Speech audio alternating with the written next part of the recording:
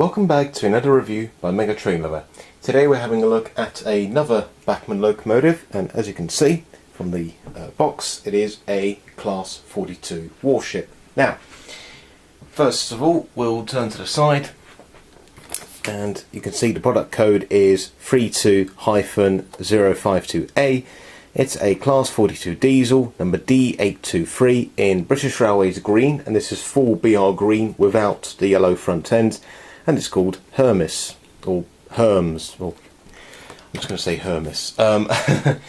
Anyway, so a bit of history about the Class 42 warships. These were a class of 38 diesel hydraulic locomotives, built between 1958 and 1961 at Swindon Works, and they were used entirely on the western region of BR. So of course the western region was pretty famous for initially not going ahead with diesel electric traction under the modernisation plan. They went ahead with diesel hydraulics, so that's why they built classes such as the 42, the 52 Westerns, the 35 Hymex, and there were other I think there was the Class 43 warship as well, and the Class 22, I think they were called baby warships, and of course you had the Class 14 teddy bears for shunting and light goods work. So basically these work differently to diesel electrics, as you might gather. I won't go into too much detail about what a diesel hydraulic is like. But the Class 42s, they were built primarily for passenger work, although occasionally they did haul goods trains as well.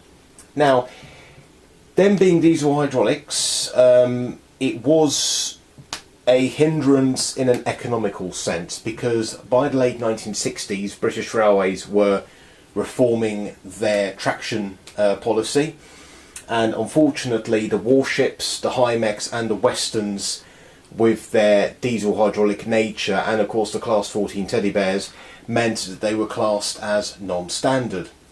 Due to this, the 42s were actually the first of the diesel hydraulics to receive the axe, and they were gradually withdrawn between 1969 and the last one was withdrawn in 1972. And two examples have been preserved. One of them is D821 Greyhound, which is preserved on the Severn Valley Railway, and that particular one is famous for being the first ever diesel locomotive to be saved for preservation. And the second one is, I forgot its number, but it's called Onslaught, and it's preserved at the East Lancashire Railway. So out of 38 built, only these two have survived. Of course, you know, it is a shame that more haven't been preserved, but at least we have these two preserved to represent the Class 42 warships, as it is a very classic British diesel hydraulic. And of course they were the first hydraulics to be introduced on the western region. Anyway, we're going to put the box to one side and we're going to have a look at the model itself, which is right here. Wow.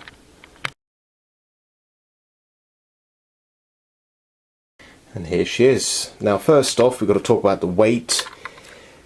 Very heavy. It's got very, very heavy die-cast chassis, which gives it plenty of weight and traction.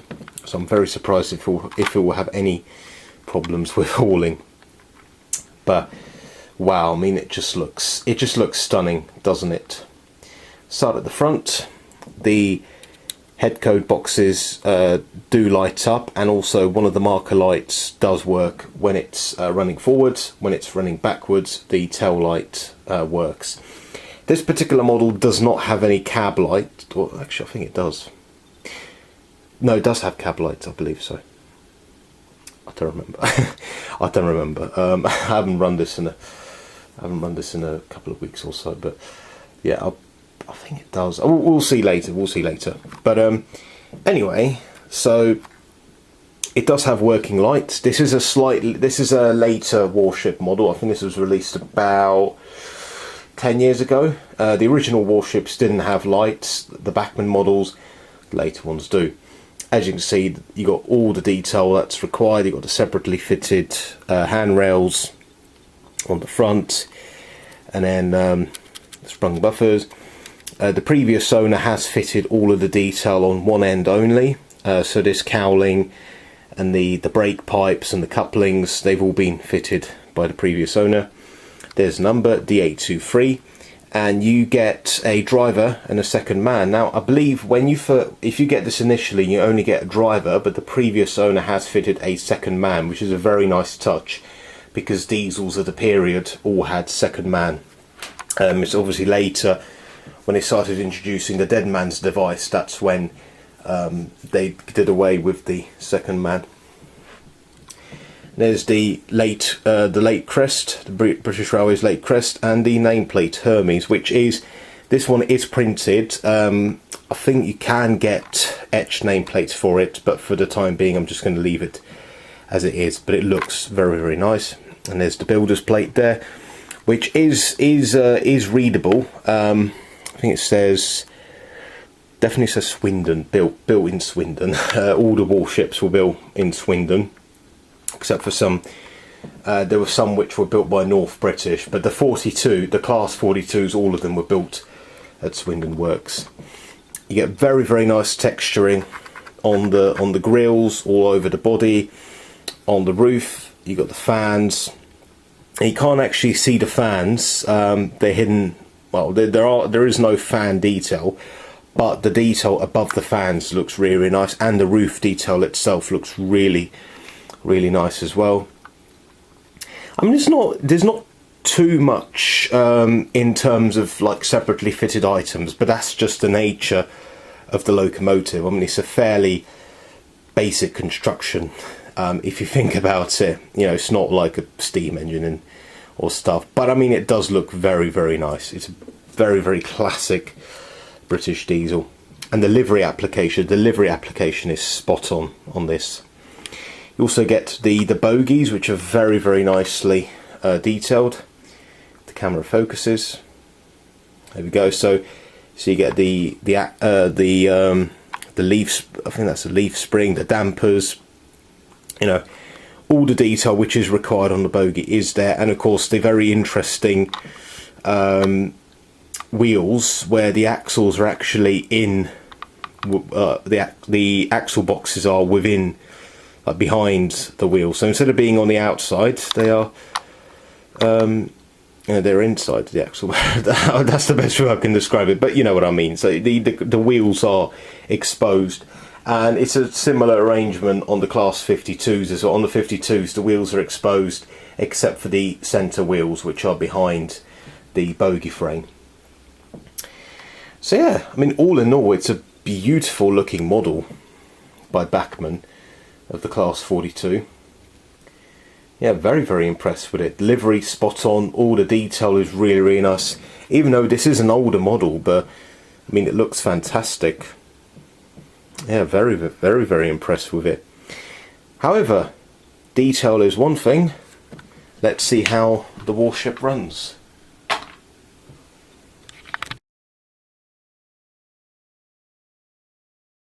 So here we have the Bachmann Class 42 warship on the track, and I just remembered it does actually have cab lights. Honestly, I don't know why I forgot, but anyway.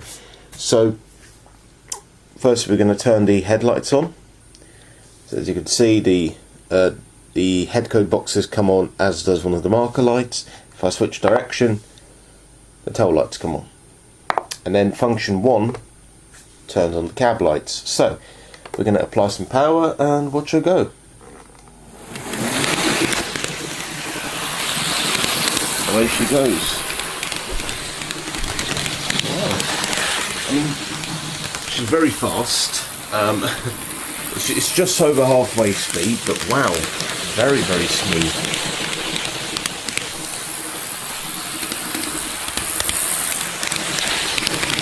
Oh, honestly, I'm very impressed.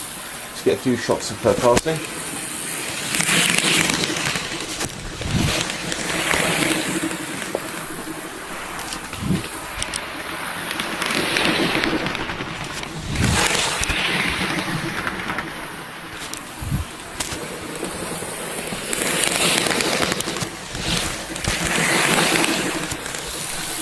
Yeah, all in all, very impressive performance. Let's slow it down slightly. There we go.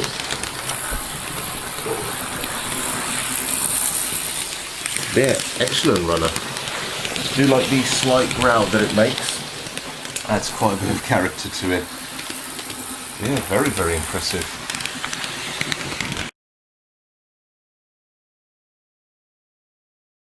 Just to conclude this video, highly recommend it.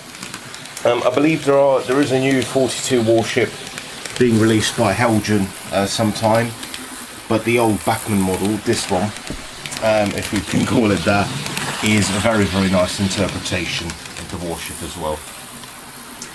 Much better than the Hornby railroad version, for sure, which I have seen is a fairly crude model by modern standards, but yeah, no, this is a very, very nice model.